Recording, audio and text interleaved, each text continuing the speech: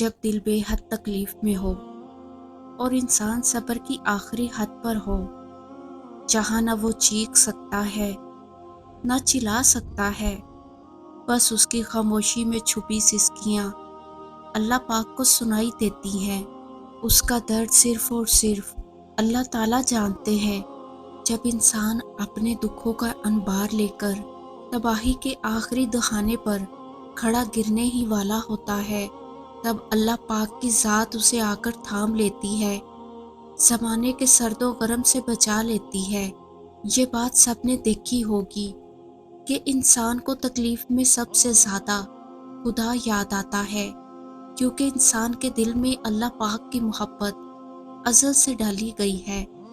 بس کچھ اس کو جان جاتے ہیں اور کچھ انجان بنے رہتے ہیں۔ جب تم اللہ کے سوا باقی چیزوں میں اپنا سکون تلاش کرتے ہو، تو وہ تمہیں وہ سب چیزیں تھما کر بے سکون کر دیتا ہے۔ ہر شے کی تکمیل کے بعد تمہیں اپنا آپ خالی سا لگنے لگتا ہے۔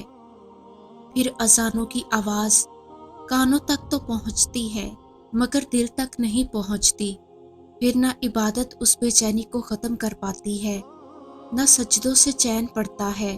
یقین کا دعویٰ کر لینا بہت آسان ہوتا ہے، مگر امتحان تو تب لیا جاتا ہے جب غم یقین پر بھاری ہوتا ہے، جب دکھوں کی شدت مصلحتوں کو تسلیم نہیں کر پاتی۔ پھر سب حاصل کر کے بھی تم بے بس ہو جاتے ہو۔ پھر ہر خوشی تمہیں اداسی لگتی ہے۔ پھر اللہ تمہیں بتاتا ہے، میں ہوں تو سب ہے، میں نہیں تو کچھ بھی نہیں۔ اور اگر رب سے تعلق مضبوط ہو جائے تو وہ بھی تمہاری چاہت کے لیے ہر ناممکن کو ممکن بنا دیتا ہے۔ یا تو عطا کر دیتا ہے یا طلب ہی مٹا دیتا ہے۔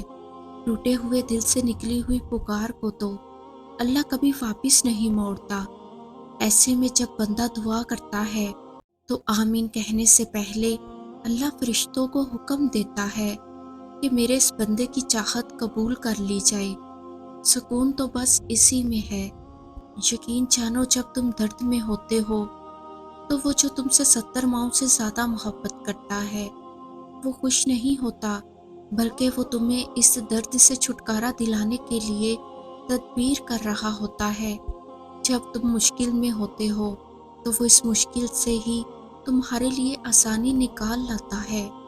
وہ اپنے بندے سے بہت محبت کرتا ہے، اور جس سے محبت کی جائے اسے تنہا دنیا کے رحم و کرم پر چھوڑا نہیں جاتا، بلکہ اس کی ڈھال بن کر طوفانوں سے ٹکرایا جاتا ہے۔ اور پھر بتاؤ، جس کی ڈھال اللہ رب العزت ہو اور جس کی تنہائی کا ساتھی ہی خالق کائنات ہو، پھر وہ کیسے زندگی کے کسی امتحان میں مار کھا سکتا ہے؟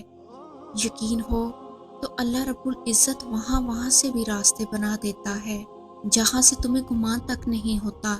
اور توکل رکھنے والوں کے لیے تو تپتی آگ کو بھی ٹھنڈا کر دیا گیا تھا۔ اس کی ذات پر بھروسہ رکھنے والوں کے لیے تو سمندر کو بھی 2 حصوں میں تقسیم کر دیا گیا تھا۔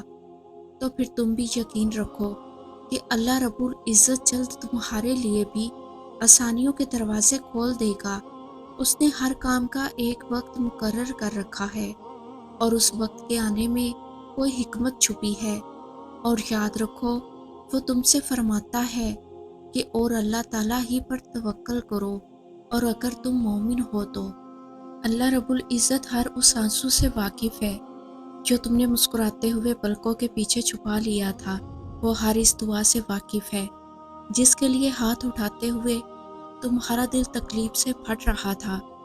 وہ ہر اس صدا سے واقف ہے جب تم نے کرب کے مارے سجدے میں گرتے ہوئے اللہ کو پکارا تھا۔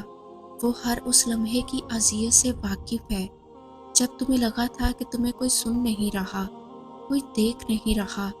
تب بس وہی ایک تھا جو تب تمہیں سن رہا تھا، دیکھ رہا تھا۔ تم اسے نہیں سنتے، لیکن وہ ہر لمحہ تمہیں سنتا ہے، وہ سب جانتا ہے۔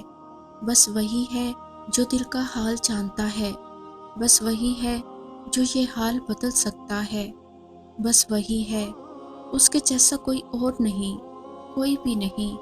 تم کہتے ہو تم اللہ رب العزت سے محبت کرتے ہو، بتاؤ کبھی تم نے اللہ سے اللہ کو مانگا ہے؟ کبھی نماز میں صرف اور صرف اللہ ہی کو یاد کیا ہو، دنیا کے بارے میں نہ سوچا ہو؟ تم کہتے ہو کہ وہ تمہاری دعاؤں کو قبول نہیں کرتا۔ بتاؤ تم نے کبھی اس پر کامل یقین رکھا ہے؟ تم کہتے ہو تم نے اپنے فیصلے اللہ رب العزت پر چھوڑ دیے ہیں۔ بتاؤ کہ تم پھر بھی ان باتوں کو لے کر پریشان نہیں ہوتے؟ تم کہتے ہو وہ تم سے پیار نہیں کرتا۔ اگر وہ تم سے پیار کرتا تو یہ نہ ہوتا، وہ نہ ہوتا۔ بتاؤ کبھی سوچا ہے کہ تم نے کتنے گناہ کیے ہیں اور کر رہے ہو، لیکن اللہ رب العزت نے تمہیں ان کی سزا نہیں دی اور ان پر پردہ ڈال رکھا ہے، کیونکہ وہ اپنے بندوں کو کبھی تنہا تڑپتا ہوا نہیں چھوڑتا۔ وہ تو کہتا ہے تم سے کہ جہاں کہیں بھی تم ہو میں تمہارے ساتھ ہوں اور ہمیشہ تمہاری شارک سے بھی زیادہ قریب تر رہوں گا۔ وہ اپنے بندے کو جتاتا نہیں ہے کہ اپنے کیے ہوئے اعمال کا بدلہ ہے یہ سب، کیونکہ اس نے عرش الہی پر تحریر کر دیا ہے کہ میری رحمت میرے غضب پر حاوی ہے، بے شک وہ بہت رحیم ہے۔